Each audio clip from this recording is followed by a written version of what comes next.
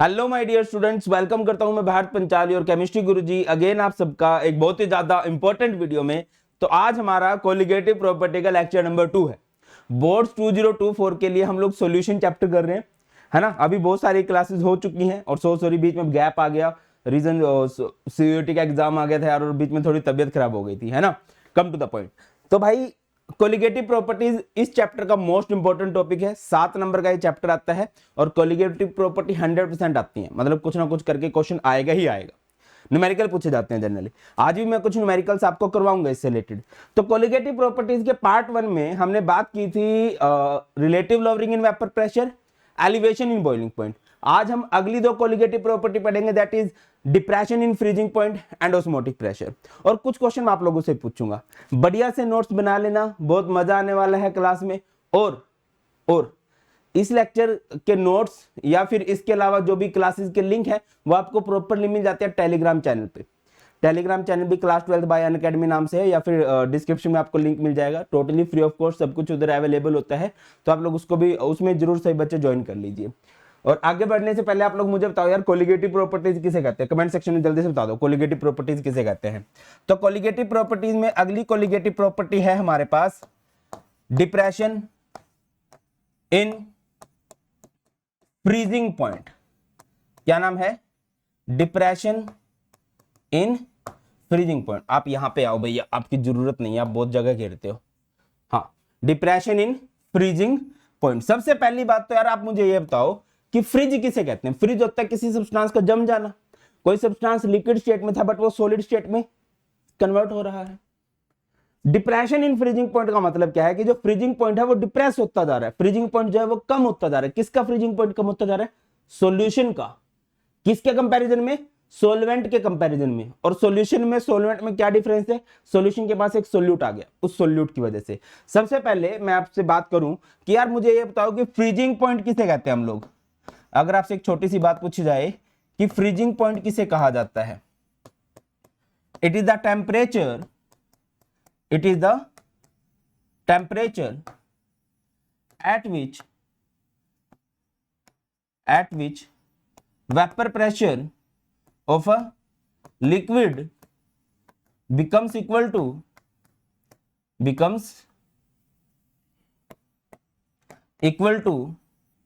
vapor pressure of solid. जब एक liquid substance का वेपर प्रेशर सॉलिड सब्सटेंस के इक्वल होने लगता है, वही होता है ना लिक्विड स्टेट से जब हम सॉलिड स्टेट में जा रहे होते हैं, उसी को तो फ्रीज होना बोलते हैं। It is denoted by, freezing point को किससे डिनोट किया जाता है बेटा जी? It is denoted by TF, where T means temperature और फ्री मतलब फ्रिज होने का टेम्परेचर, वो टेम्परेचर जिस पे कोई भी सब्सटेंस फ्रिज होगा। क्लियर है? आगे बढ़ते हैं, अगली बात करते हैं। नेक्स्ट है हमारे पास depression in freezing point. Depression in freezing point. अब ये डिप्रेशन इन फ्रीजिंग पॉइंट का क्या मतलब होता है बेटा जी? बात समझिए। डिप्रेशन इन फ्रीजिंग पॉइंट क्या होगा? देखिए, first of all depression in freezing point को हम लोग डेल्टा TF से रिप्रेजेंट करते हैं। It is change, it is change. Clear है? अंकित सर का ही फोन है। अंकित सर जो बहुत ज्यादा वरीड रहते हैं कि यार आप लोगों के सारे सेशन टाइम से लिए जाए। डिप्रेशन इन फ्रीजिंग पॉइंट क्या होता है? Depression in freezing point, freezing point of a solution containing freezing point of a solution containing a non-volatile solute,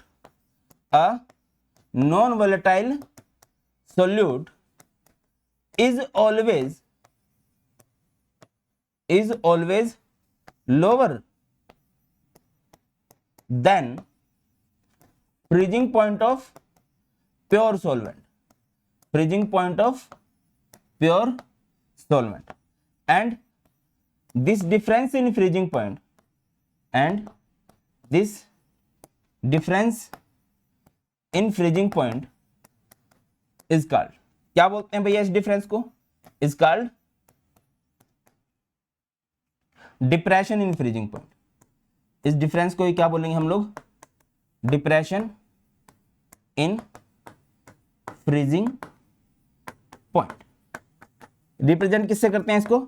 it is represented by delta TF. किससे represent करते हैं भाई? डेल्टा टीएफ से। Graph से ज्यादा बातें क्लियर होने लगेंगी। एक बार ग्राफ देख लेते हैं, पेपर में पूछा गया है, पेपर में कई बार पूछा जाता है ग्राफ के। बताओ बेटा जी क्या सेंस है। देखो इस साइड, ओके, सुंदर सुंदर सुंदर, कौन था यार ड्राइंग में बढ़िया? भूल गया मैं नाम।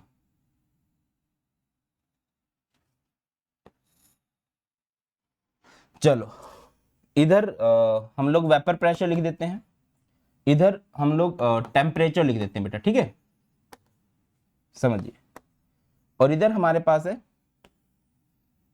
ये है फ्रोजन सॉल्वेंट, सॉलिड स्टेट में है। अब हमें क्या करना है कि जो भी हमारे पास लिक्विड स्टेट के सब्सटेंस है, इस रेंज में वेपर प्रेशर लेके आना है, ठीक है। जैसे कि इधर हमारे पास सॉल्वेंट है, ये है वेपर प्रेशर ऑफ सॉल्वेंट, ये है वेपर प्रेशर ऑफ सॉल्यूशन, ठीक है भाया। अब इसको नीचे लेके जाओ जाओ जाओ जाओ जाओ जाओ जाओ जाओ जाओ जाओ जाओ इस पॉइंट पे vapour pressure of liquid solvent, vapour pressure of solid solvent equal हो गया, तो इसको हम किससे मिला देंगे? इसको मिला देंगे टेम्परेचर से। तो ये क्या बन जाएगा? T not F. T not F is known as freezing point of pure solvent. क्या बोलेंगे इसको? Freezing point of pure solvent. यह है vapour pressure of solution. Solution को नीचे लेके आओ, इस पॉइंट पे जाके इस पॉइंट पे जाके जो लिक्विड सॉल्यूशन था, देखो यार, जब बॉईल करना होता है टेम्परेचर बढ़ाएंगे, वेपर प्रेशर बढ़ेगा। फ्रीज करना है तो नीचे की तरफ वेपर प्रेशर डिक्रीज करते जाएंगे, और वेपर प्रेशर डिक्रीज करने के लिए टेम्परेचर घटाना पड़ेगा। तो सॉल्यूशन का टेम्परेचर हमने घटाया है, इस पॉइंट पे जाके, इस पॉइंट पे जाके ये इक्वल हो गया, लिक्विड सॉल्यूशन इक्वल हो गया सॉलिड के। भाई लिक्विड स्टेट जब सॉलिड स्टेट के इक्वल होगी तभी तो कोई सब्सटेंस हमारा फ्रीज होगा। तो इसको हम लोग किससे मिला देंगे बेटा जी? इसको हम लोग मिला देने वाले हैं टेम्परेचर से। तो ये हमारे पास क्या कहलाएगा? Freezing point of what? Freezing point of solution. और इन दोनों का जो डिफरेंस है, this difference is known as what? This difference is known as delta TF. Delta TF क्या होता है?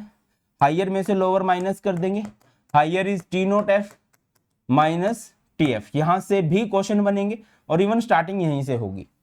यहां पे डेल्टा टीएफ का मतलब क्या होता है बेटा जी? डेल्टा टीएफ का मतलब होता है depression in freezing point. T not F का मतलब क्या होता है? Freezing point of pure solvent.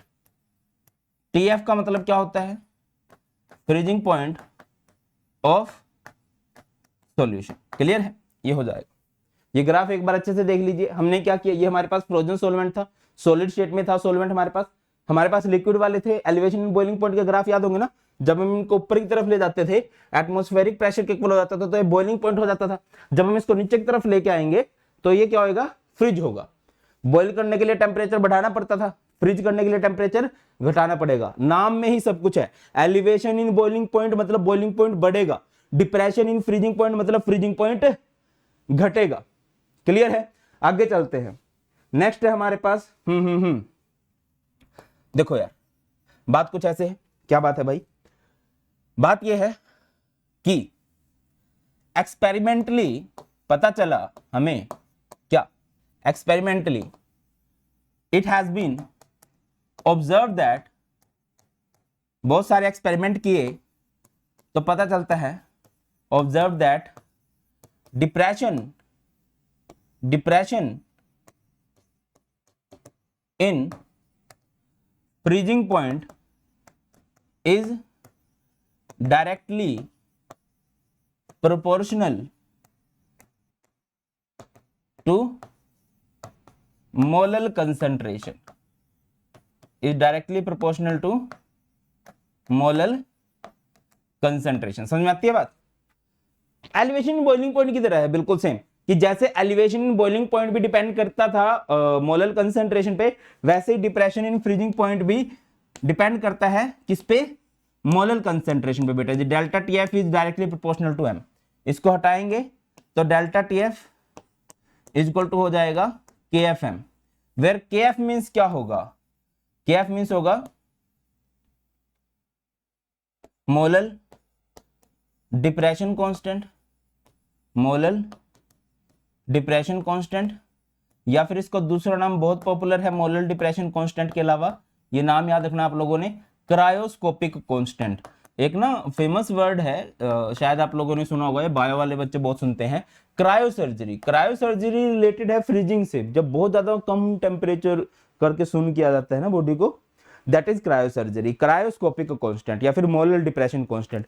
अगर किसी भी कांस्टेंट को डिफाइन करना हो तो क्या कर देते हैं हम, बाजू वाले को 1 कर दो, m इज इक्वल टू 1 कर देंगे, तो ये क्या हो जाएगा, delta T F is equal to हो जाएगा बेटा जी के एफ, आप लोग क्या लिख सकते हो, मोलर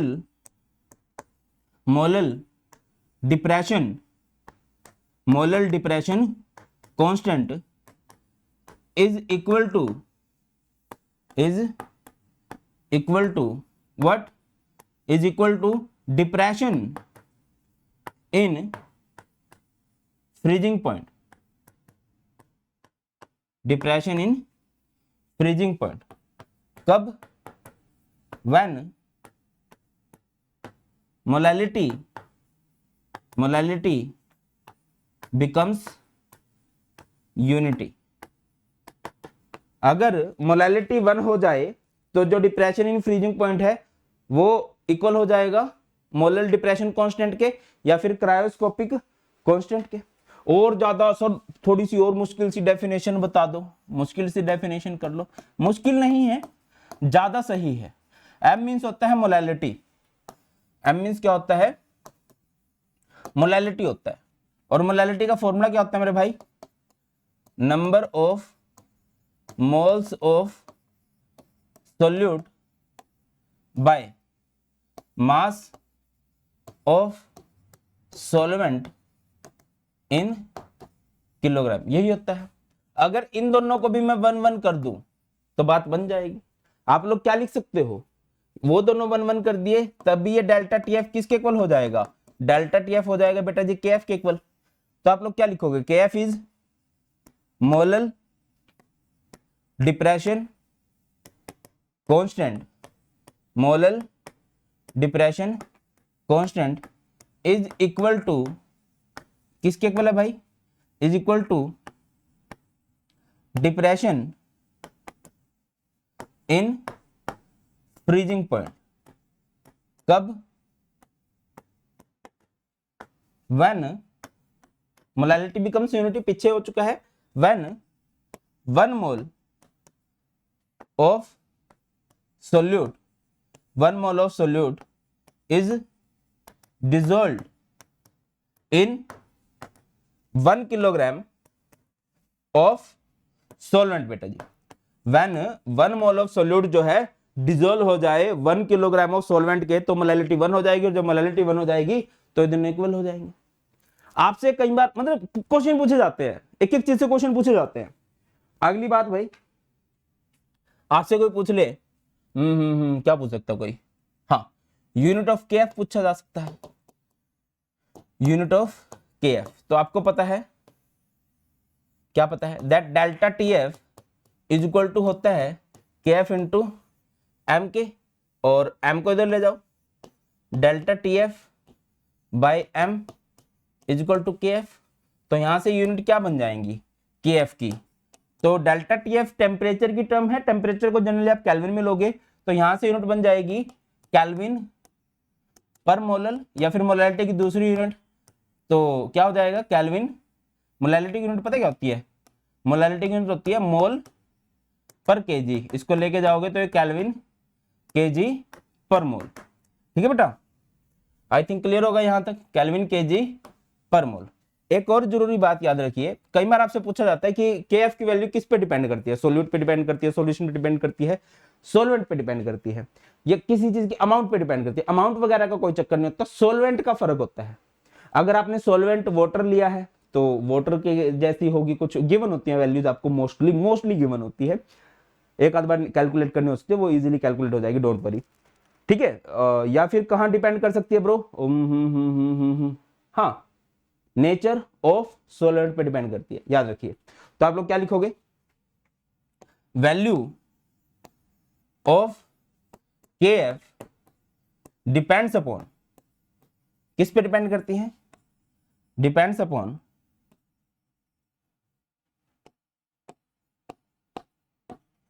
नेचर ऑफ सॉल्वेंट। याद रखिए, बहुत इंपॉर्टेंट बात है। और सेम KB के लिए भी है। KB क्या था? KB is molar elevation constant. दूसरा नाम क्या होता है? कमेंट सेक्शन में बताना। और कमेंट सेक्शन में बताना मैं क्यों बोल रहा हूं बार बार, सो दैट कि तुम लोग एक्टिव रहो, तुम रिलेट कर पाओ यार भारत सर क्या पूछ रहे हैं। मैं मैक्सिमम कमेंट्स पढ़ता हूं, ये मत सोचना कि सर कमेंट नहीं पढ़ते, और मैं रिप्लाई भी करूंगा। ठीक है, तो आपने बताना है KB का मतलब क्या होता है। Come to the point. तो बेटा KF की वैल्यू डिपेंड करती है नेचर ऑफ सॉल्वेंट पे, सिमिलरली KB की वैल्यू भी डिपेंड करती है नेचर ऑफ सॉल्वेंट पे। आगे बढ़ो। अब अगली बात है प्रूव करना आ जाए। प्रूव कीजिए। प्रूव दैट एलिवेशन नहीं, depression in freezing point is a colligative property. बताओ भाई कैसे प्रूव करेंगे? स्टार्टिंग में मैंने बोला था डिफाइन करो कोलिगेटिव प्रॉपर्टी को, तो डिफाइन कर दिया होगा। ठीक है, और अगर डिफाइन कर दिया होगा तो आप लोग प्रूव भी कर ही सकते हो। कर दीजिए एक बार, क्या लगता है? देखो यार,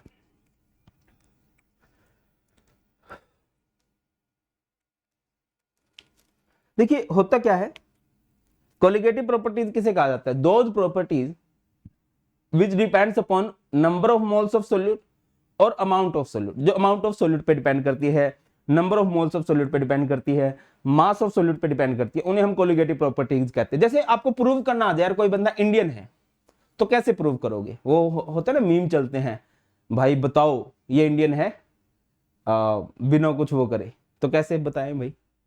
गोलगप्पे की रेडी पे ले जाओ। अब इंडियंस का क्या रहता है, गोलगप्पे खाने के बाद पापड़ी मांगते हैं। सब नहीं, मैं अपने जैसों की बात कर रहा हूँ, मुझे सारे अपने जैसे लगते हैं, बता देना। ठीक है, या फिर छोले कुलचे खाने जाएंगे तो एक्स्ट्रा छोले जरूर लेंगे। तो ये कुछ आदतें सी होती हैं। चलो कम टू द पॉइंट। तो आपको प्रूव करना आ जाए कि कोई प्रॉपर्टी कोलिगेटिव प्रॉपर्टी, कैसे प्रूव करोगे? क्या बोलते हैं? Colligative properties, colligative properties are those properties, colligative properties are those properties which depends upon, जो किस पे डिपेंड करती हैं भाई? Which depends upon number of moles of solute, number of moles of solute और amount of solute. Colligative property कौन सी होती हैं? जो डिपेंड करती हैं number of moles of solute पे और अमाउंट ऑफ सोल्यूट पे। तो अब आ जाओ depression in freezing point. Delta TF equal to क्या होता है? KF into M। Delta TF का फॉर्मूला, KF मोलैलिटी का फॉर्मूला क्या होता है? Number of moles of solute by mass of solvent in kilogram. या फिर और करके करना चाहो, delta TF equal to KF। Molality का फॉर्मूला बताया था शायद एक जमाने में, वॉशिंग मशीन 1000 में आएगी, कहां से आएगी ब्रो? वॉशिंगटन से। तो अब देखो आप, जो डेल्टा TF है, delta TF is depression in freezing point, depend कर रहा है NB पे, NB यानी कि number of moles of solute. या यहां पर आओ, डेल्टा TF डिपेंड कर रहा है WB पे, WB means mass of solute. तो आप लोग क्या लिखोगे? सिंस क्या भाई? Since depression in freezing point depends upon number of moles of solute, number of moles of solute, so we can say that, क्या कह सकते हो भाई आप? we can say that it is a CP, colligative property. Clear है? अब कई सारे क्वेश्चंस में से एक क्वेश्चन ये पूछा जाता है कि यार डिप्रेशन इन फ्रीजिंग पॉइंट से आप लोग मोलर मास ऑफ सोल्यूट कैसे निकालोगे? इसके बाद हम कुछ क्वेश्चंस की तरफ भी मूव करेंगे। ठीक है, तो delta TF is equal to पता होगा आपको क्या होता है, K F into m. K F m यानी मोलैलिटी, मोलैलिटी वॉशिंग मशीन 1000 में आएगी वॉशिंगटन से, तो यहां से एम बी को इधर रख लेंगे, मोलर मास ऑफ सोल्यूट, ये क्या हो जाएगा, के एफ इंटू में डब्ल्यू बी इंटू में 1000 by delta T F W A जी, ये हो जाएगा M B is molar mass of solute, जो आप कैलकुलेट करना चाह रहे थे। कितना मजा आएगा ना अगर कुछ क्वेश्चन भी हो जाए तो। चलो, आपकी जोरदार फरमाइश पे एक क्वेश्चन पेशे खिदमत है, किस तरह से करना है, इस तरह के क्वेश्चन आते भी हैं और कई क्वेश्चन कराऊंगा मैं, भर भर के क्वेश्चन करा दूंगा भाई। क्वेश्चन है N aqueous solution, an aqueous solution of an organic compound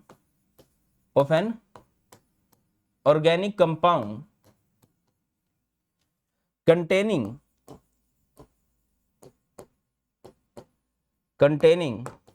0.6 gram of it dissolved in 21.7 gram of water freezes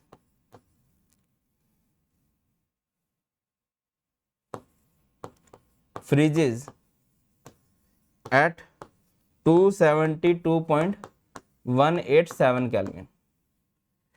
If the Kf, मैंने बोला था ना Kf की वैल्यू गिवन होगी, if the Kf is 1.86 Kelvin per mole for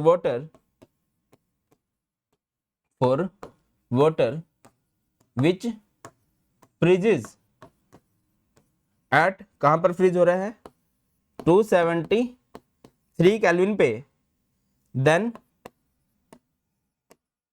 calculate molar mass या molecular mass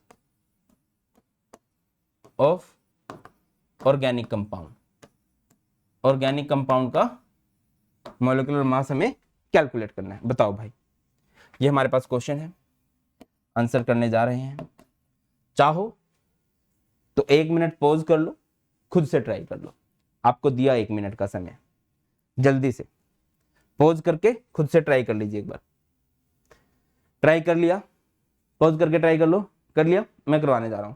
an aqueous solution of an organic compound containing 0.6 gram of, अब numerical जब भी करना है ना, पहले क्वेश्चन को देखो। देखो यार, अगर आप बोर्ड्स के लिए जा रहे हो, आपको आंसर, वैसे तो इतने बोर्ड में न्यूमेरिकल मुश्किल आते नहीं है कि आपसे आंसर ना आए, 0.001% हाइपोथेटिकली स्पीकिंग कि आपसे न्यूमेरिकल नहीं हुआ, आपसे आंसर नहीं आया, आंसर आधे नंबर का है।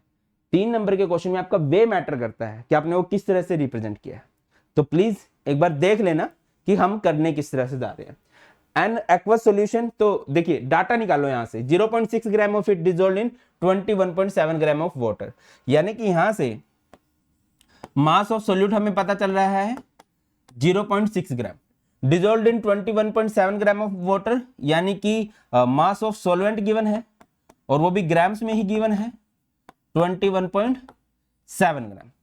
फ्रीजेज एट 272.187, यानी कि यहां से फ्रीजिंग पॉइंट ऑफ सॉल्यूशन दे रखा है आपको, कितना दे रखा है ब्रो, 272.187 केल्विन। अगला है इफ द केएफ दे रखा है, मोलर डिप्रेशन कांस्टेंट दे रखा है 1.86 केल्विन पर मोलर, विच फ्रीजेज एट 273 केल्विन। तो यहां से आपको दे रखा है सॉल्वेंट का freezing point 273 kelvin.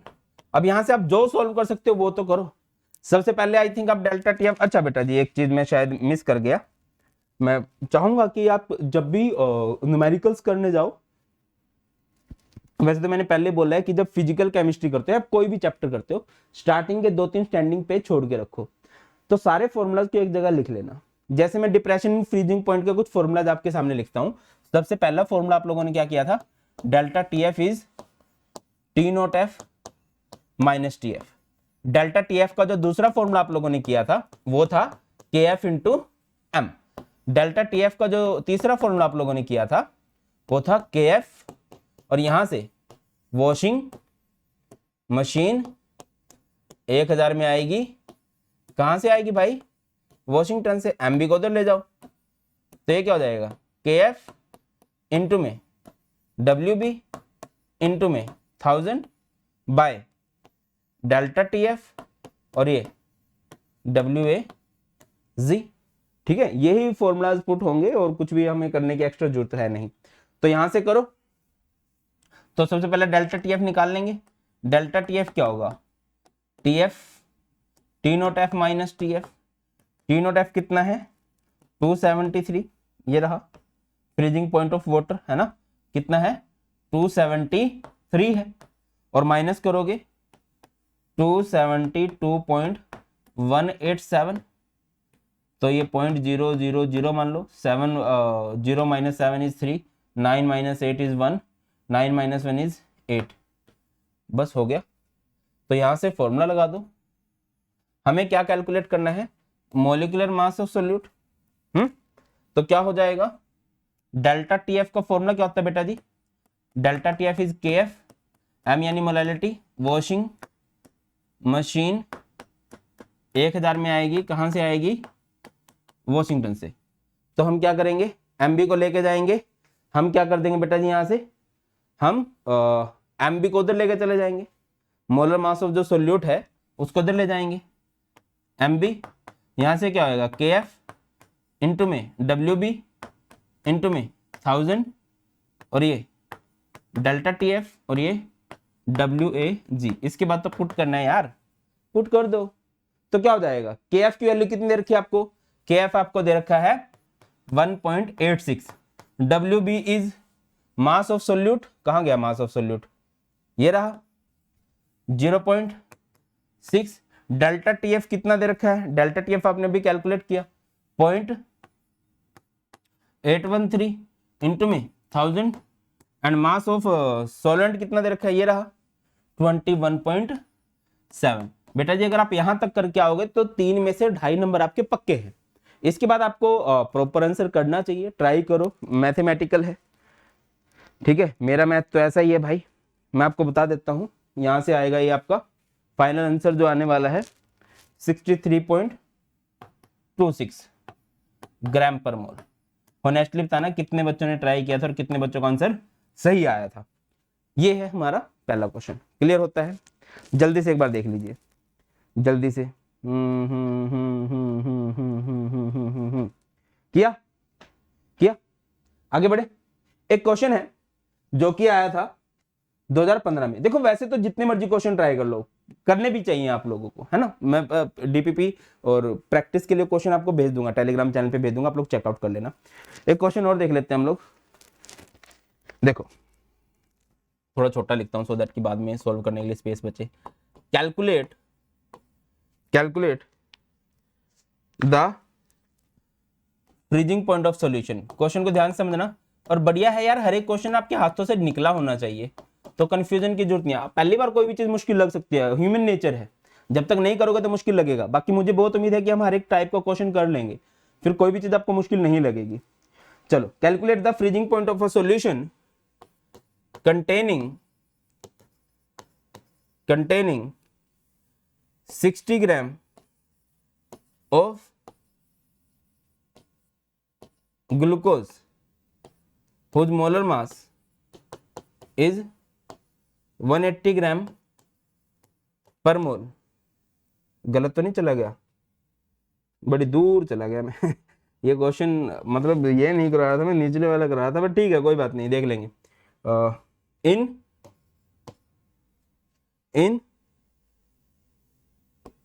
250 gram of water.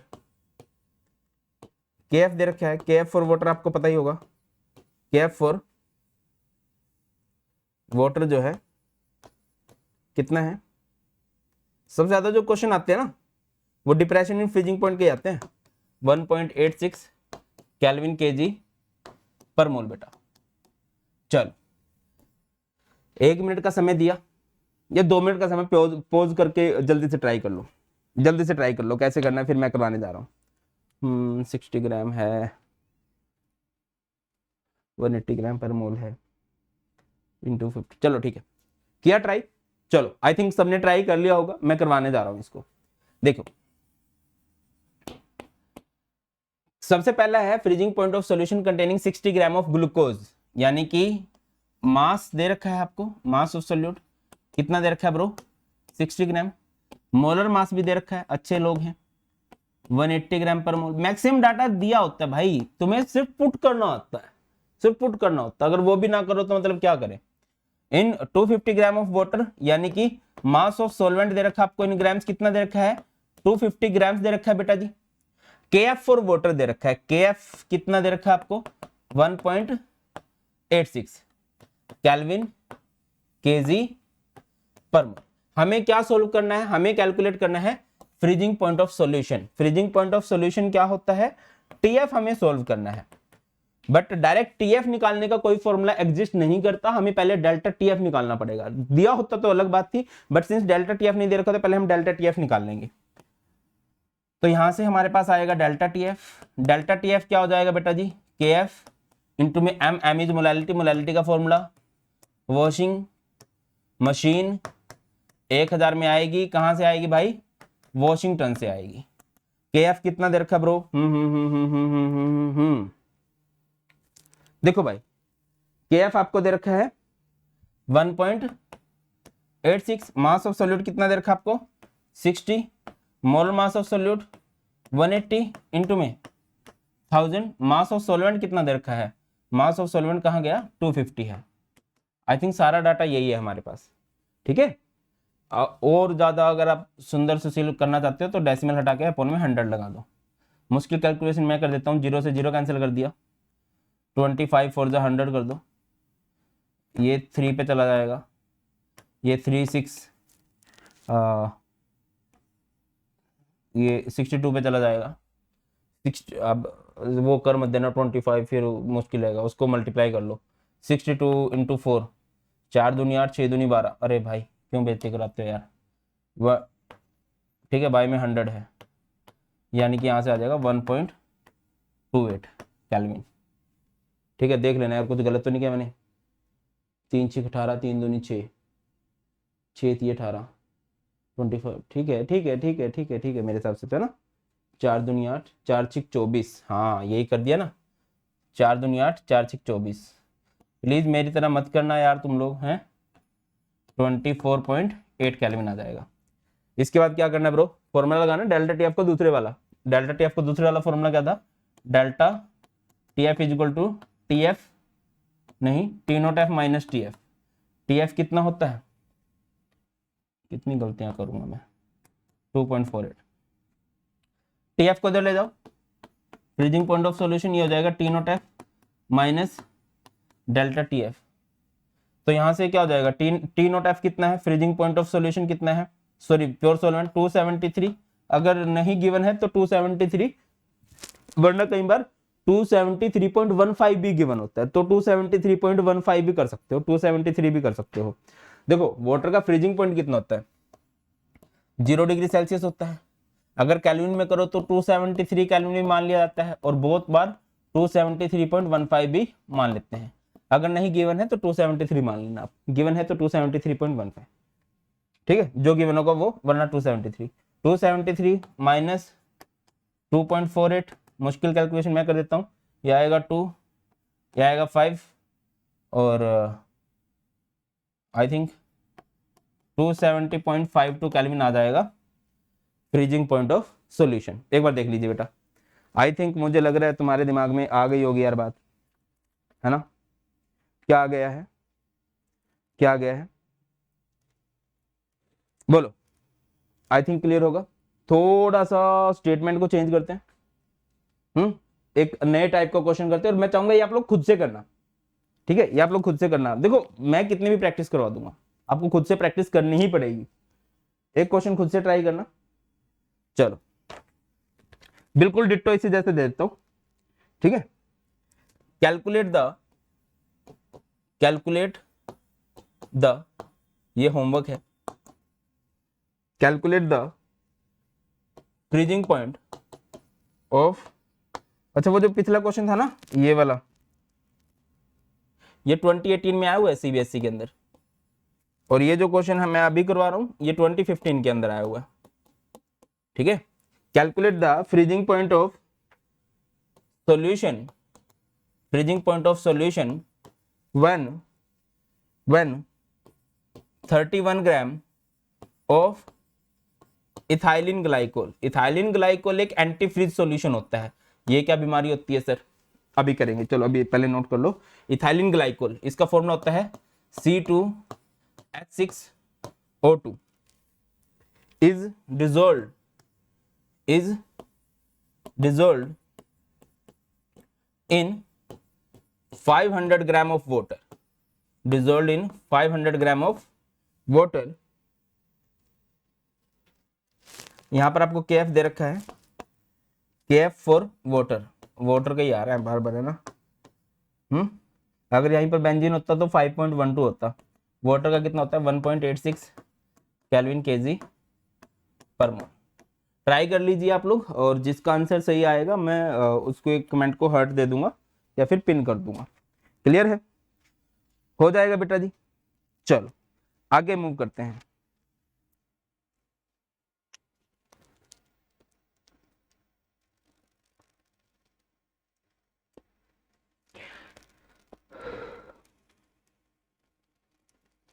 चलो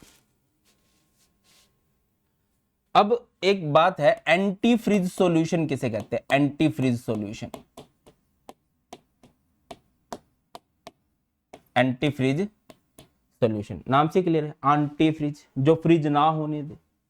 सीन क्या होता है कि जो हिली एरियाज होते हैं ना, हिल स्टेशन होते हैं या फिर ऐसी जगह जहां पर लाइक अपने इंडिया में बात करो, शिमला हो गया, जम्मू कश्मीर हो गया, ठीक है, तो यहाँ पर कार के जो रेडिएटर्स होते हैं या दूसरे व्हीकल के जो रेडिएटर्स होते हैं उनके अंदर जो पानी होता है, अब वहां पर टेम्परेचर चला जाता है -5 degree Celsius, -6 degree Celsius, -12 degree Celsius, अब पानी भरा हुआ है, पानी का फ्रीजिंग पॉइंट 0 डिग्री सेल्सियस है। अगर कोई 0 पे फ्रीज होगा तो -1 पे दौड़ के होगा, -5 पे तो और दौड़ के होगा, तो पानी फ्रीज हो जाएगा, कार हमारी बंद हो जाएगी। तो वो पानी फ्रीज ना हो इसके लिए हम लोग यूज करते हैं एंटी फ्रीज सॉल्यूशन का। क्या होते हैं एंटी फ्रीज सॉल्यूशन? एट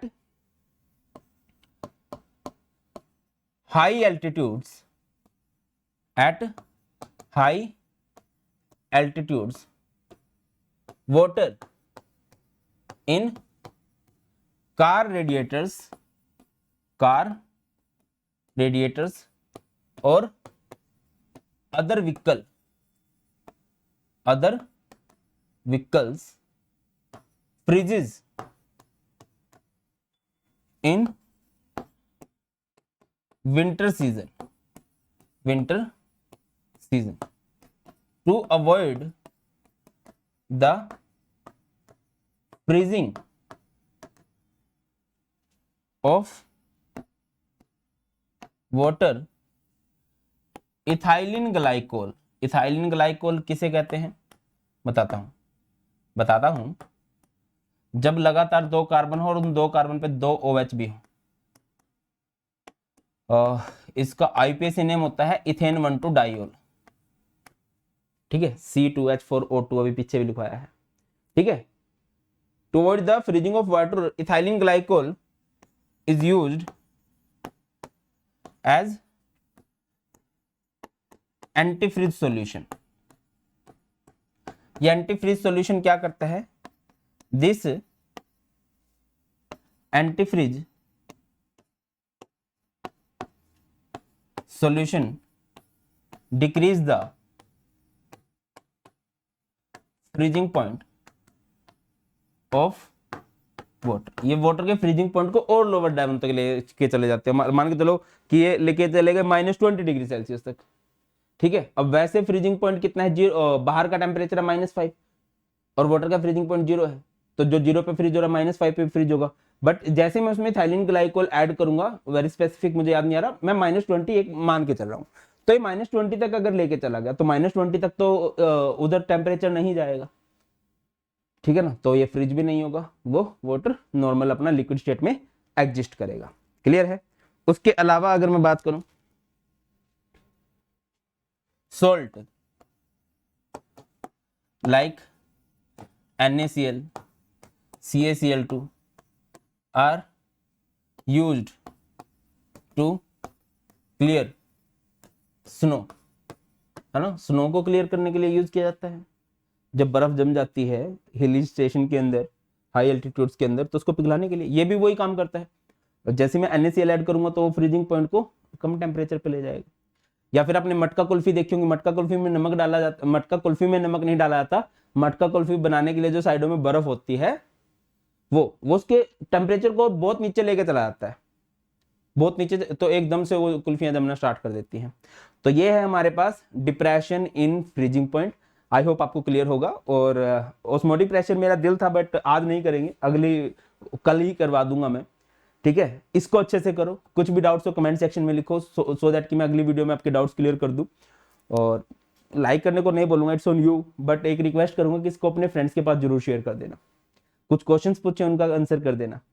और जो बच्चे और डेडिकेटेड वे में पढ़ना चाहते हैं, proper notes, previous year question, NCERT question, हाँ सर आपसे बात भी करनी है, आपसे डाउट्स भी डिस्कस करने हैं, वो बच्चे प्लस ज्वाइन कर सकते हैं, या फिर हमारे स्टोर बैचेस हैं, सारे लिंक आपको डिस्क्रिप्शन में मिल जाएंगे।